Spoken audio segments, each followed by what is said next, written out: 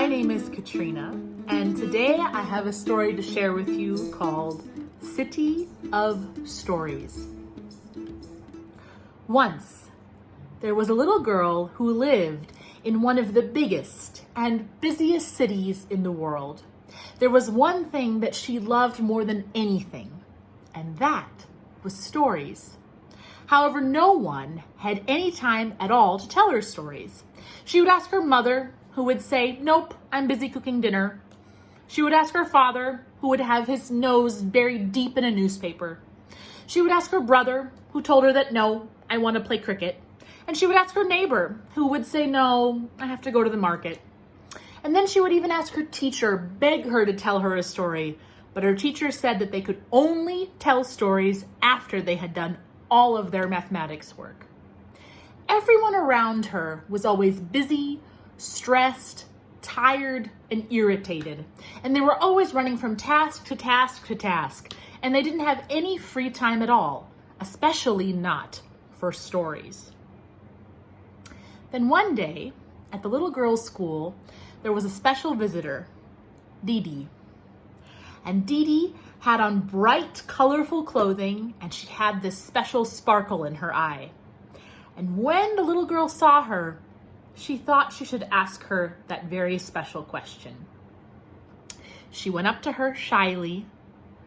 "Didi, would you tell me a story?" Didi looked at the little girl very sincerely. "Of course, I would love to tell you a story." And so she took the little girl by the hand, and they sat down on the veranda of the school, and Didi told the little girl the most wonderful story about a baby lion cub. And as she told that story, the most amazing thing happened to the little girl. She felt like she was living inside of the story. She could feel the soft fur of the baby lion cub. She could hear the sound of the wind through the trees, and she could smell the forest, and she could hear the wild animals in the distance. As Didi told that story, more and more children from the playground gathered around to also join in on the story. And so Didi kept on coming back for a few days. And each day that she came back, the teachers and the students realized how many stories that Didi knew. She knew stories about elephants and tigers and lions. She knew stories about whales and dolphins and parrots and nightingales. She knew stories about adventurers and brave queens and kings, about princes and princesses, and also about people just like them. She also knew stories about what to do when you were sad and what to do when you were afraid. And she also knew stories about what to do when you were happy. As each day passed, her audience grew bigger and bigger and bigger. And a strange thing happened. Students who had left school were coming back to school just to listen to her stories. Students who were actually too young to be in school yet would come and listen to her stories, and they would sit and listen intently. Then one day, Didi started to teach them how to tell stories. And she taught them how to make stories fly like a kite in the sky. She taught them how to make a story conjured up like a magic potion in a cauldron.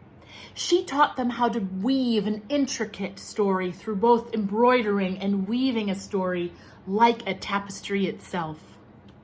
And so, with these new skills, the children went out and they spread an ocean of stories across the city. And something happened. The mothers stopped making the evening meals. The fathers put away the newspapers, and the brothers didn't want to play cricket because they all wanted to tell stories. The teachers put away their arithmetic books, and the neighbors didn't go to market because they all wanted to listen to stories. And it wasn't just them. The doodh wala stopped selling doodh. The sabzi wala stopped selling sabzi. And the phal wala, he stopped selling phal. And even if you went to the bank, they weren't giving any money. And that was because all of them just wanted to listen to stories. The policeman who stood guard to guide the traffic at intersections, He stopped doing that because he just wanted to gather around with everyone and tell stories. Taxi drivers weren't taking any passengers because they just wanted to sit together and tell stories. Pretty soon, the whole city was coming to a halt. The metro stopped running, the schools closed, the markets closed, the malls closed. Everyone was just in their homes or in their communities or with their friends telling and listening to stories. The city became very, very different. The mayor lived in a beautiful house by the ocean, and as he saw this change in the city, he was very distressed. He called his counselors to him and he asked, "What has happened? Why has everyone stopped working? Why is nothing happening in this city? Go find out. Go fix it." And so his counselors went out and they tried. They made strategies, they made plans, they tried to implement them. They tried one strategy, they tried the second strategy, they tried the third strategy, but nothing worked. They came back to the mayor's house without having gotten the city back to work. However, they had an important piece of information. They told him that this had all started with Dee Dee and the little girl.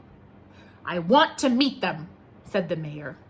And so the little girl and Dee Dee were called to the mayor's house by the sea. As they walked up, they saw how large the house was. And then they stepped inside the large hall, where at one end of the hall, they could see the mayor and all of the counselors scowling at them. There was total silence in the hall, except for the sound of the mayor's bodyguard talking to the mayor's cook, and of course, telling him a story. The mayor glared at them. "Ha! It's you two. You're the reason why the city has come to a halt with your stories. Now, what are we supposed to do? We can't go on like this." The little girl was quite frightened, and so she clasped Dee Dee's hand very, very tightly. However, Dee Dee stood up straight. She looked directly at the mayor, and she spoke in a strong and clear voice. "Let us have one story in the morning and one story in the evening. That way, everyone, everywhere, will still have stories, but they will have time for their other work." The mayor continued to glare, but then he smiled. "I think it's a wonderful idea. It should work." And so the counselors ran out and they let the city know the new plan. And the city heaved a sigh of relief and things started to get back to normal. The doodwalla started to sell his dood again. The taxis would pick up their passengers. The metro trains ran and the schools opened up. And yes, the policemen started to guide the traffic again. However, there was a difference. There was now time for a story in the morning and in the evening. And so, this big, busy city had been transformed by the little girl and Dee Dee into the city of stories. So with this story, I just want to leave you with a closing thought. I chose this story and found this story because it really related and felt very relevant to the situation that we're going through now with the lockdown and the safer at home orders. However, of course, in the story, the reason is that they all want to tell stories as opposed to wanting to avoid a viral contagion or disease. But that said, through the story, we see that little girl and Dee Dee realize that the way the city is before isn't the way the city can be after, and that there needs to be a balance between the way that they used to be and the new things that they learned when the city shut down. And I want to ask you, what are the ways that we want to find a new balance between the way things used to be before the lockdown and the way that we wish things to be after?